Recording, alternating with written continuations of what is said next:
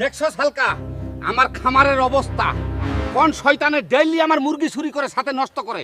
তোরে কিন্তু সর ধরতে হবে। দাদু আপনি আইতা কি বলেন?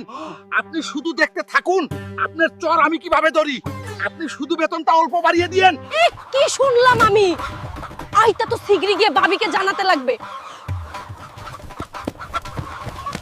ও ভাবি, বিজনেসের তো সর্বনাশ হইয়া গেছে। দাদু তো খামার জন্য হালকাকে ভাড়া করছে, আইবার মুরগি খাবো কি করে? আইবার আমি আই ড্রেস পরে আমি মুরগি সেজে সর দেখব। দেখি মুরগি সর আজ কিভাবে। সাবস্ক্রাইব করবেন।